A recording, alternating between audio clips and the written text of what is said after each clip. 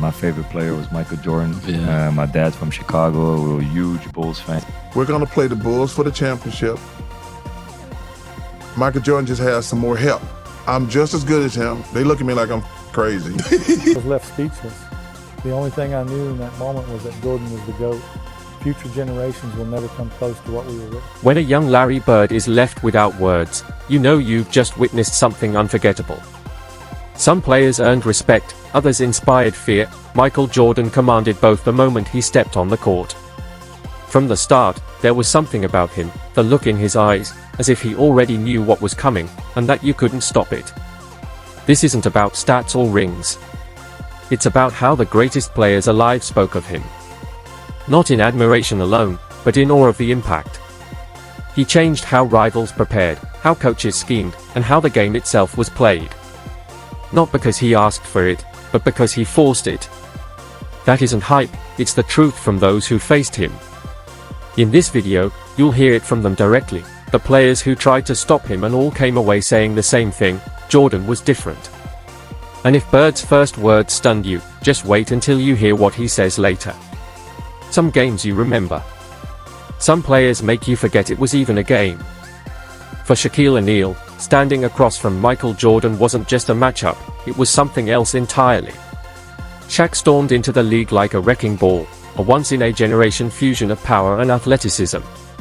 Too big to move, too strong to stop, too confident to care. He dunked on double teams, shattered backboards, and stared down anyone who dared challenge him. But even Shaq, the Diesel himself, had to pause for Jordan. Because for all the brute force he brought, there was no answer for what Jordan carried, that eerie sense of inevitability, the unspoken truth that you weren't just playing a superstar, you were facing something greater. Years later, when asked about sharing the floor with Jordan in his prime, Shaq didn't talk X's and O's. He didn't reach for cliches. What he said instead became one of the most iconic lines in any conversation about MJ.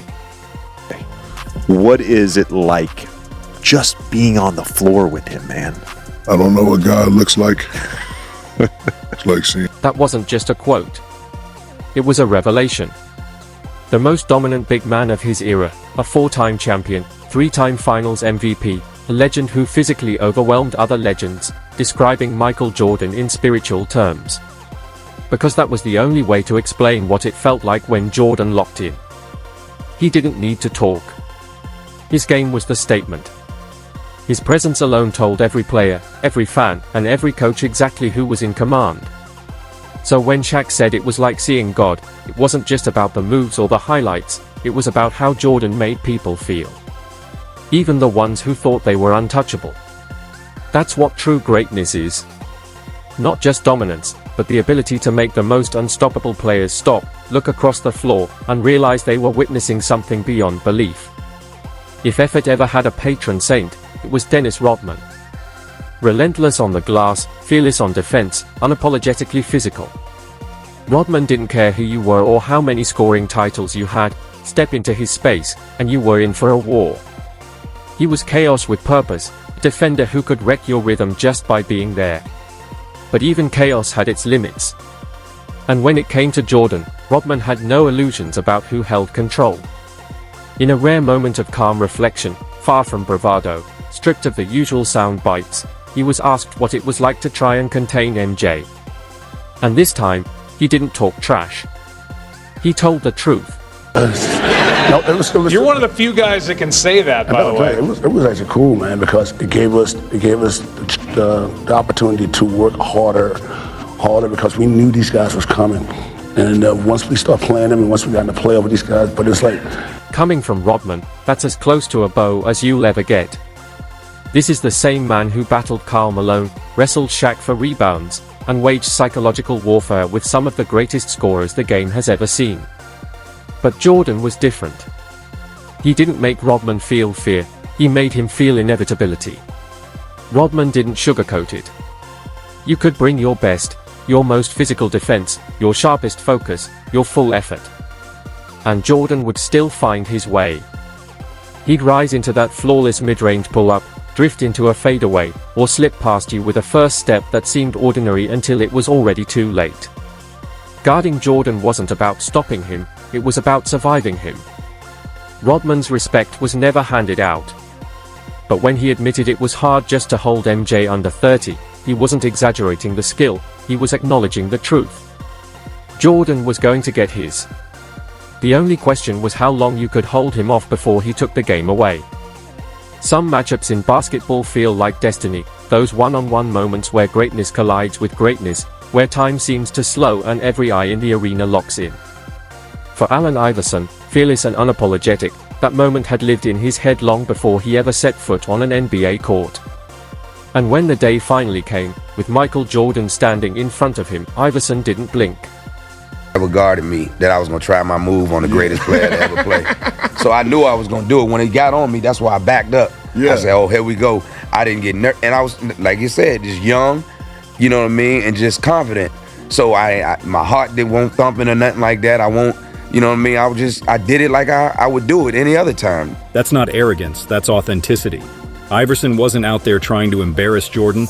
That wasn't arrogance. That was authenticity. Iverson wasn't trying to embarrass Jordan, he was trying to prove he belonged. Every hour on the blacktop, every college battle, and every ounce of belief in his game led to that single moment. The crossover heard around the world. But what makes Iverson's retelling unforgettable isn't just the move, it's the mindset. There was no fear, only raw belief. The kind you carry when you're young, hungry, and too stubborn to know you're supposed to be intimidated. That night, Iverson wasn't facing an idol, he was just playing basketball. And for that one instant, he reminded the world that legends can be challenged, and the next generation doesn't wait for permission. They take the shot. Chris Webber played with poise and power. He understood systems and studied what separated good players from great ones. But even he struggled to put into words what Jordan truly brought to the floor. Because it wasn't just the scoring or the highlight shots, it was the details.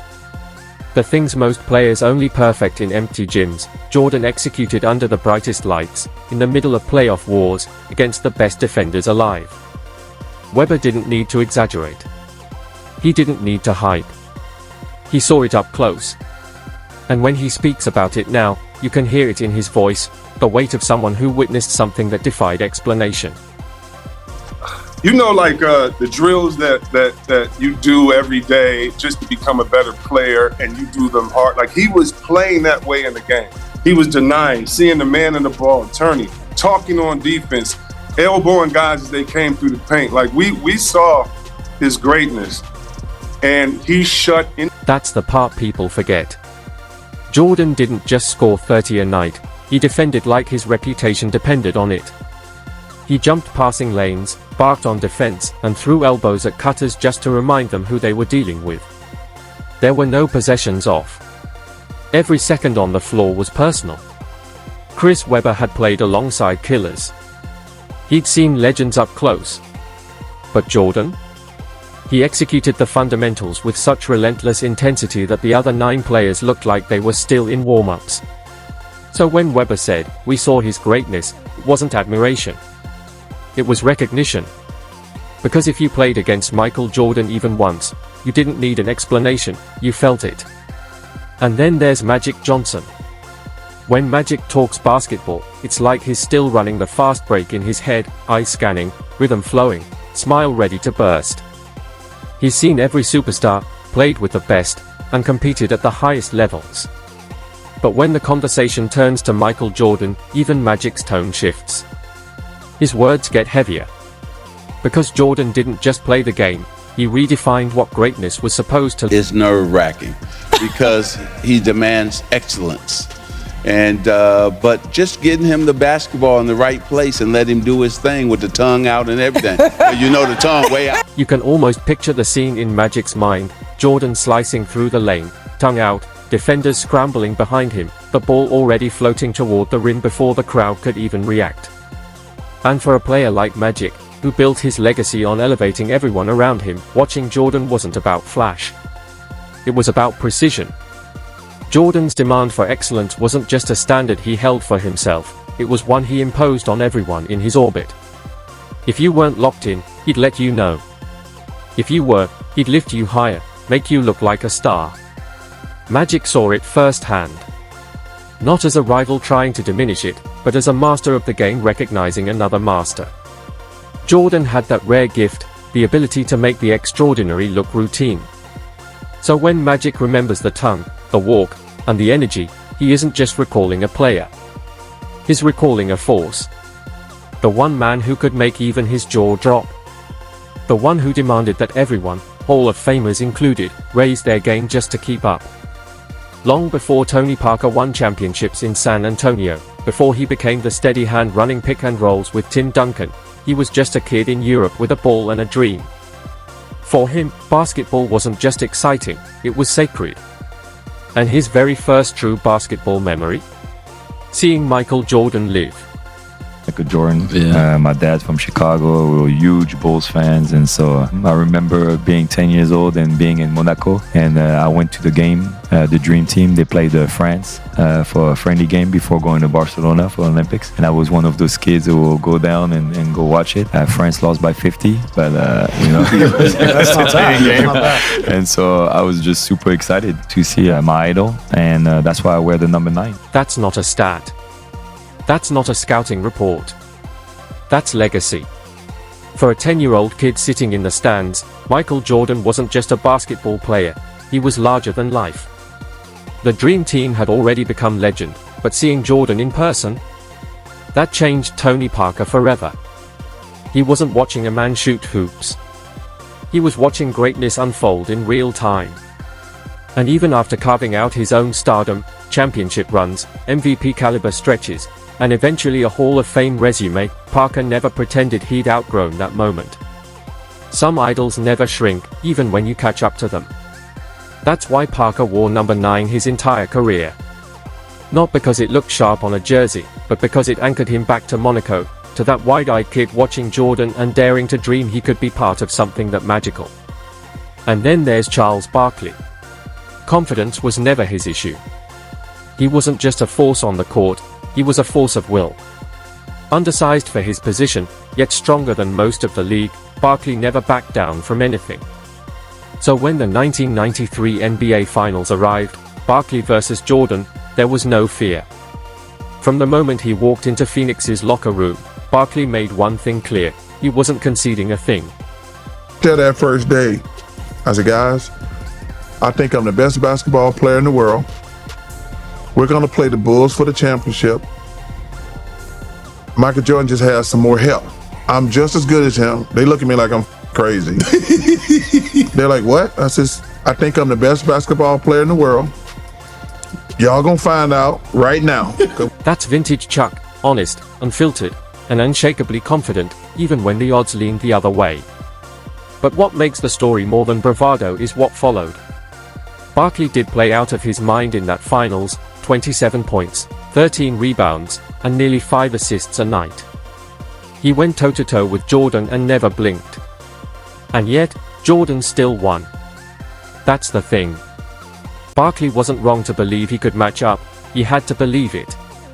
But what he ran into was something confidence alone couldn't conquer. Jordan didn't just rise to the challenge, he absorbed it, dismantled it, and walked away with the trophy. When Barkley tells it now, there's no bitterness in his voice. No regret. Only admiration. Because deep down, he knew he had entered the tank. And even at his absolute peak, it wasn't enough. Reggie Miller, though, that was a different story. If you ever watched him play, you know he wasn't just built for big moments, he lived for them. The bigger the shot, the louder the crowd, the higher the stakes, the more Miller demanded the ball. He didn't shy from the spotlight, he chased it. So when it came to Michael Jordan, the ultimate competitor, Reggie wanted all of it. And while he got his battles, especially those legendary clashes in the late 90s, he always walked away wanting more. I won a few battles. Man, he always won the wars. He's got 6 of them. And we took him 7 games. I just wish we'd have had more. I wish I could have gone against him more. He had a lot Again, and I don't want people jumping on the internet. I'm not saying we would have beat them. I would. Just wanted it probably would have been the same thing. Just wanted that smoke. But man, I want to see. Show I me. got confidence. I want to. There was no bitterness, only competitive fire. Reggie Miller didn't want to dethrone Jordan for history's sake. He wanted to measure himself against the best, to see how far he could push the greatest player the game had ever seen. And in that pursuit, maybe carve out his own legend along the way. Even when Jordan came out on top, Reggie never felt slighted. Because the truth is, there's a level of greatness that doesn't need defending. It doesn't need excuses. Miller knew he was one of the best to ever do it. But Jordan was the benchmark. And like every true competitor, he always wanted one more shot, one more chance to stand toe-to-toe with the ghost that haunted every championship dream. Larry Bird didn't hand out compliments easily. The hick from French Lick built his legacy on cold-blooded shooting, a ruthless basketball IQ, and the ability to break opponents without ever saying a word. But when it came to Michael Jordan, even Bird had to acknowledge he was seeing something the game had never witnessed before. Bird had played against scorers, but Jordan redefined what scoring looked like. Remember, they used to isolate on one side and 4 guys go on the other side. With you, yeah. But I thought that was bad basketball. A lot of teams were using it. But, when Michael came in, it was different because he was a scorer. He had a scoring mentality. And as he got better, they started getting better players around him. But that wasn't just a comment on play style. It was a subtle acknowledgement from one of the game's sharpest minds that Michael Jordan didn't just fit into the NBA, he altered it. Bird watched the league shift in real time. He saw defenses tilt toward one man, entire game plans rewritten to account for him. Jordan didn't need structure, he was the structure. Even in retirement, when Bird speaks about Jordan, there's a quiet awe in his voice. He doesn't always say it outright, but you can feel it. He saw the game bend in ways it never had before. Jordan wasn't just playing inside the NBA. He was redefining what was possible within it. By the time Carmelo Anthony entered the league, Jordan wasn't soaring through the air anymore. The dunks had slowed. The speed had faded. But the mastery, the control, the presence, that was still there. And Melo saw it up close with his own eyes. Like just, like as a basketball player, damn, he just looked so different. He's not MJ of old, like he's not MJ flying through the air, but the game looks so easy to him. He just catching it 2 dribbles, right, shot fake, boom, get to the rack, 1 dribble, has he pull, boom, 20-20. It wasn't about explosiveness anymore, it was about control. Jordan dissected defenses like a surgeon, as if making the right play wasn't enough and he needed to make the perfect one instead. Carmelo saw that evolution firsthand, the transformation from high-flying phenom to cold-blooded technician. What stayed with him wasn't the flash, but the ease. Jordan didn't need to jump over defenders anymore, he could simply walk around them. The pace slowed, the wisdom sharpened, and the result was still the same, buckets. Sometimes greatness doesn't announce itself. It doesn't wait for attention. It just walks in, and everything around it shifts. By the time Dwayne Wade faced him, he had already cemented himself as one of the league's premier shooting guards. He'd battled legends, hoisted trophies, and shared locker rooms with Hall of Famers. But when Michael Jordan stepped onto the floor, Wade didn't need an introduction. He didn't need to be told who he was dealing with. He felt it. Moment was black. Was when MJ came in. When he came in. I ain't never. Yeah. We talking about aura. He's talking about aura. Let me tell you something, when he walked through. There was no speech, just presence, that subtle shift in the air when someone larger than the moment steps into it. Wade had played in sold-out arenas, battled through finals pressure, and lived under the brightest lights. But this was different. Jordan's aura wasn't just about legacy or rings, it was something you felt. He didn't need to touch the ball to dominate a room. Just walking in tilted the energy his way. That kind of weight belongs only to the truly iconic. And Wade, already a Hall of Famer in his own right, could only stand there and feel it, the same way everyone else did. Because when Michael Jordan enters, the room doesn't just acknowledge him, the room bends around him. And Kevin Garnett? He co-signed it with a story of his own. One that lands differently when it comes from one of the most intense competitors the game has ever seen. If there was anyone who wasn't supposed to be impressed, it was Kilogram, relentless, fiery, unshakable. Yet even he had to admit, Michael Jordan wasn't normal. He wasn't just a player. He was an atmosphere. Like in the back, Matt was sitting in front of me and I went like this to him. I said, did you feel that? He said, yeah. I said, that's how Mike was, yo. Like, when he was on the court, he felt the way. He had to look at. It was a feeling. Kilogram didn't need a stat sheet, just a glance. A second of eye contact, a few steps during warm-ups, and that was enough. You knew exactly who was in charge. Jordan didn't have to try. He only had to show up. And from rookies to MVPs, everyone adjusted themselves accordingly. It wasn't about a move, shot, or a stat line. It was about the feeling.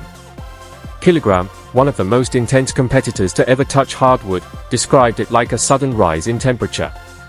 The whole court felt different when Jordan was on it. The air got heavier. The stakes felt higher. Even in warm-ups. Kilogram felt it in his bones. He'd glance at a teammate and ask, "Did you feel that?"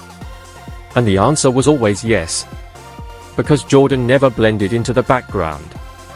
His presence announced itself, and when a warrior like Kilogram, who feared no one, admits you made the atmosphere heavier just by stepping onto the floor, that's reverence disguised as respect. There's no debating Michael Jordan's resume: 6 championships, 5 MVPs, countless records.